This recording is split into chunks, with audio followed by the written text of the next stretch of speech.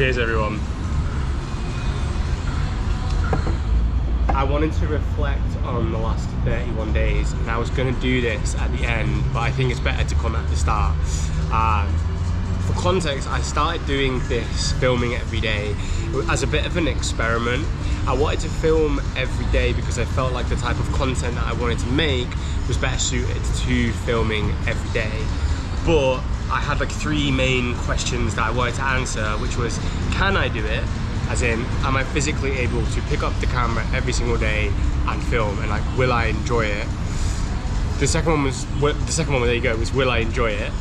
And then thirdly was will it enhance or detract from my overall experience of traveling? Because even though I've made 60 plus videos now whilst traveling, this wasn't my initial plan. Like, I never planned on making videos and I never planned on trying to become a YouTuber. And to answer those 3 questions, yes, I'm able to film every day because I have filmed every day. Do I enjoy it? Absolutely. There are days where it's harder than others, but overall, I love it. I enjoy the process. I enjoy the editing. Thirdly, does it enhance or detract? I think it enhances. It makes me want to get out more. It makes me want to do more things and experience more things whilst I'm away. At least I feel like that anyway. It definitely doesn't detract from the whole experience, and I absolutely loved doing it for the last 31 days. I feel like as well, over the last maybe 5 or 6, I've become like super inspired. I really feel like I can do way better. I feel like the first 30 videos that I made before I started these dailies weren't particularly good. I imagine and I feel like not all of these videos are going to be the best, but I certainly now, having got towards the end of it, feel like I can make way better videos, feel like I can get way more creative with like camera angles, with editing. I have more time than maybe I thought I would, and also I'd like to like plan some videos rather than just going out each day and just like seeing what will happen, maybe get some stories involved. So the dailies will not end here. There are going to be 3 days where there will be no video, the next 3 days, and then they will start again on the 17th of August. Sunday the 17th of August will be the start of me videoing every day again, and I will do way more than 31 days. So I just wanted to say thank you as well. Like, if you've watched one of the last 31 days, if you've watched all of them, if you've watched one for like 1 minute, it means a lot that people like even tune in, even like one person tunes in. I do want some feedback as well. Like, if there's anything that you guys want to see me do more of, do less of, if you think there's things that I can improve, I want to do better. I want to take this channel way further than I originally thought. Because I'm enjoying it so much. So I want to become way better. I want to become an actually good YouTuber, and we're gonna aspire to do that. But I want your guys' help doing that because I want to cater to my audience. Like, I want to try and build a community here.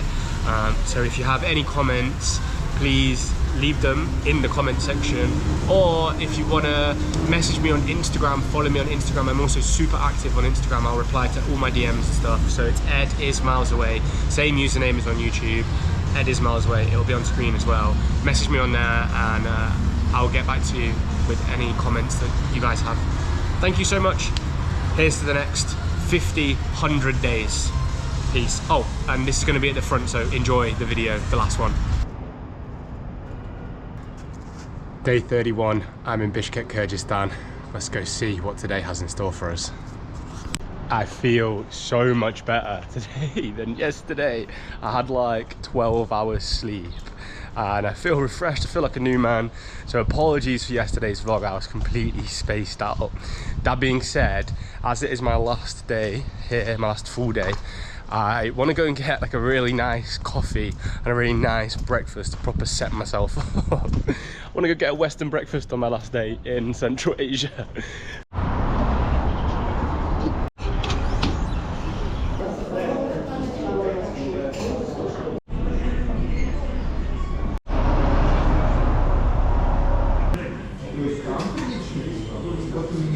Not only have I ordered a Western food, we've gone one step further and gone for the English breakfast here at Clever Coffee. So it's not fully like a full English, but we've got sausage, potato wedges, which can be like a hash brown, mushrooms, good, fried tomato, good, salad, not so much, fried eggs, good. We're missing bacon, important. Black pudding was never going to happen, was it? Hash brown, we've got toast, and then we've got the addition of a chickpea and vegetable salad, which is nice, and then like a red pepper paste. I mean, it's absolutely delightful. At least the wedges are. Let's give the sausage a go. It's beef sausage, I think, maybe pork.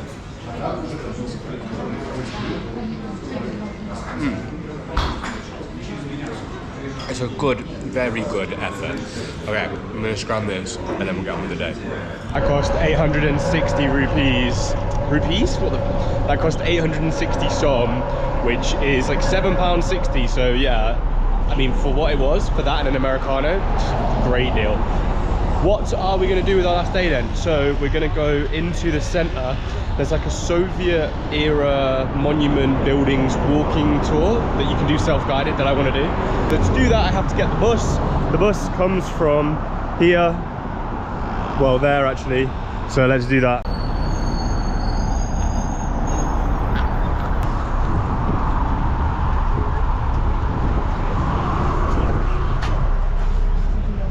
Salam alaikum.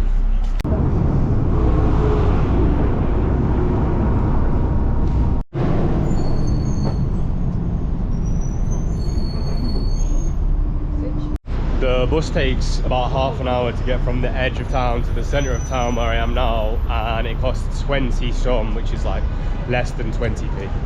As any good Soviet memorial walking tour should, we start here at Victory Park. It says Victory Monument. This park apparently was built to mark the 40-year anniversary of World War II, or the end of World War II, and the Soviet Union's grand victory against the Germans. There are 15 stops in total, or 16 stops in total on this walking tour. All of them seem very close together, so we won't spend loads of time at all of them. This one looks good, seems good. There's a fire. Wait, let me show you the fire. Eternal flame, I guess. Obviously it's nice to have some flowers and stuff around there. Don't know who that is, maybe Mother Teresa. What is cool, that up there is the Kyrgyz, it's in the Kyrgyz national flag as well, which I quite like. Very good start to the Soviet walking tour. You can actually see our next stop from Victory Square. We're headed here to the Kyrgyz National Circus. Kyrgyz National Circus. This was built as a home to the travelling circus, and then they kept it because they like the architecture. Presumably it still holds events and stuff in there. Please ignore and excuse the building work that's going on in front of it. If you ask me personally, I'm more of a fan of the tent circus, because I feel like if you're going to the circus, you're going for the traveling vibe as well with it. But obviously the circus comes with some issues, especially if they're using animals, etc. So, you know, take it with a pinch of salt, but there's your building. Stop number 3, Wedding Palace.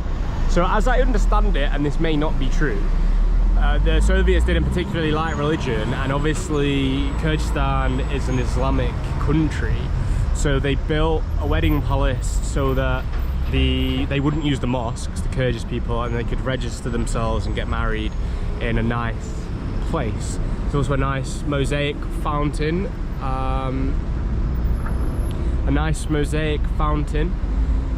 in front of it, which is beautiful. It doesn't work by the looks of things.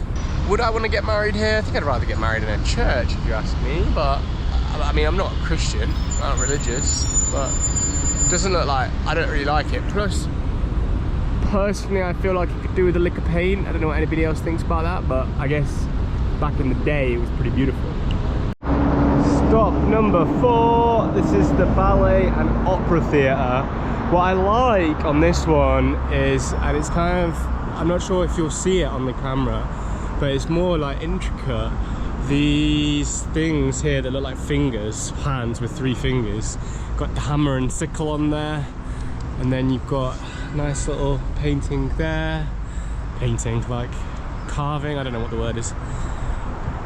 We're now on, well, not quite, but just here is Chewy Avenue. I'm probably pronouncing that completely wrong. Chewy Avenue is the main square the main road in Kyrgyzstan, in Bishkek. It runs right through like the heart of the city. Reason why we're here in this park is because this is stop number 5, Revolution of the Militants Square. This is a monument of the martyrs. This is my favourite so far. This is Kino Theatre Ala 2. I like it because it's got like the hammer and the sickle, cosmonaut there. It's got like loads of images of like Soviet everyday life, and also it's still active. So you can still, the ticket office is just there. Get tickets to go to the theatre. I would, but I don't speak Russian, I don't speak Kyrgyz, so it feels a bit pointless, you know. And I like the crescent, like it's like concave. Concave? Yeah, concave. Brief pause. You won't fucking believe what's just happened to me. I was just walking like through here, and being the idiot that I am, I just like put my arm like on here, my hand on this, like I don't even know why, and it's got fuck this like gum.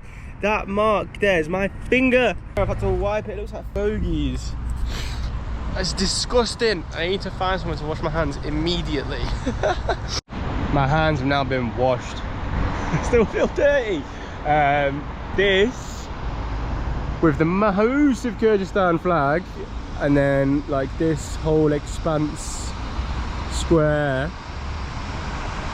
is Ala 2 Square. So this is the heart of Bishkek. This is the center of the city.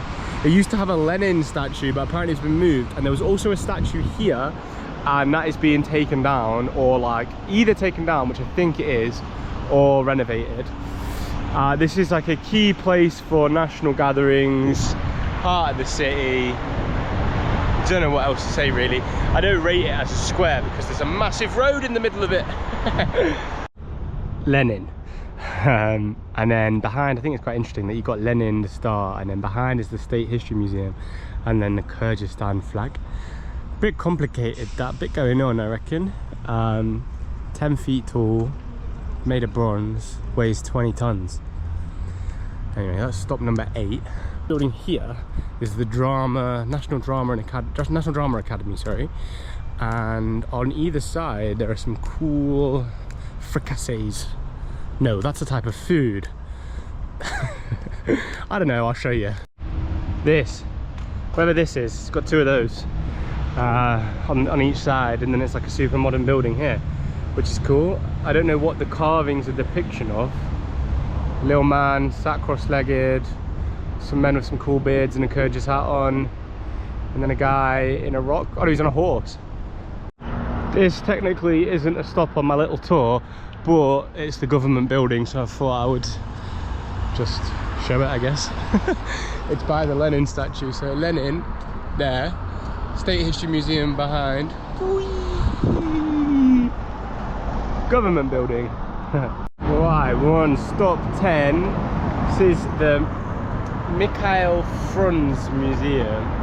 I'm not going to go inside, although it says it's worth a stop, but not for me, and also time. I'm on a time limit here. Anyway, the outside is kind of cool. Mikhail Frunze was a Bolshevik leader born in Bishkek, and he's a very important geezer in communism, basically, apparently. This right here also wasn't on my like list of things, but it's cool. It's like a Russian Orthodox church, I think. The blue is mad, it's like the Uzbek blue, but I can't say that because they're all like mosques and that, and they don't. Russian Orthodox church isn't like the blue mosques of Uzbekistan. That's it, I just wanted to look at this cool church. This mosaic here is stop 11. It's called Our Work to You Motherland. The artwork pays tribute to the workers and their contribution to the socialist state. cool. What do you reckon? We like this mosaic? It's a little hidden one in between two pretty shabby buildings, mate. This is stop 12, 13. Definitely the hardest one to find and or see. It's cool though, it's a mosaic, but it's made out of little pebbles, like you can see, like almost from the beach that have then been painted. But if you want to find it, basically, this is Chewy Street here, and then this road is the road that you would follow. It's called Ismailov Street. It's the road that you would follow after that other mosaic that we just saw, and it's basically you would be walking this way down the road. Before you get to Chewy Street, which is here, there's a Beko store, and it's like behind the Beko store. The last one was 12, this is 13, a trifecta, no less, of Soviet architecture. So you got this in front of us, Bishkek City Hall. Then I think, I'm gonna guess that, no, or that, one of the two, either that or that is the university, International University of Bishkek. Then down here we have the Alley of the Youth. So we're gonna go over the road and then follow the Alley of the Youth. We've been going for like 2 hours now, and I found this place. A pint, methinks. I found the best sports bar in Bishkek. I'll show you the inside of this place. They've got t-shirts from all clubs, flags everywhere. People clearly donated loads. Anyway, this is a nice little stop. Shout out the England flag in the background. Cheers. Inside this pub is awesome. They've got like all different flags from different sports teams, football teams mainly. It's probably the best sports bar in Bishkek. Different teams on the roof, like local teams, international teams. They have Guinness, which is huge for this part of the world. And then you go through here, they have loads of screens, presumably when the sport's on. Then outside, pièce de résistance always is a good beer garden. Look at the size of this, mate. And then they've got a big projector down the end for all your sporting needs. Best sports bar in Bishkek. Brief pause complete. 2 more Soviet murals to see. So stop number 14. This is called the Enlightenment by a dude called Satar Aitiv. Another one that you might miss because like looks like a pretty shitty derelict like area here. It's not very well kept, but yeah, on this building I think there's 3 or 4. They're like Van Gogh style, bit like intricate. It's quite cool. Stop number 15. This is called Lenin Mosaic or something. Everything's to do with Lenin. Not everything, but a lot of the stuff is to do with Lenin. Let me get you the real name. Lenin is with us. A good one, this, not because of the name, but I like the 3D mosaic. I like the colours, and it's quite big. So yeah, I like this one for sure. And there's some seats so you can sit down after a long day of walking. Now that I've done it, would I recommend doing this Soviet monument walking tour of Bishkek? The answer is complicated and nuanced. If you like Soviet stuff, then you're probably doing it anyway. If you like cool buildings, then you should probably do it. And if you like mosaics, then also you should probably do it. And I would say, like, before, if you'd have asked me, like, do I like Bishkek, I probably would have said no, because I don't feel like it has any soul or any, like, I don't know, it's lacking something. And if you ask me now, do I like Bishkek, I'll probably still say no, but at least it's something to do. Like, it's cool. Like, I've had an okay afternoon doing that. Like, it was okay. I guess in keeping with the rest of the series, the camera ran out of battery yesterday and I forgot to record the end of the video. So thank you very much for watching yesterday's video. Thank you for watching all the videos in the series so far. Like I said, please leave any comments you have below or on my Instagram. And remember, as always, to like, to subscribe, because we will be back in 3 days' time with these dailies with bigger, better, creative ideas. So the only thing that's left to say is share it with your nan, because you know she will love it, and I'll see you in a few days. Bye.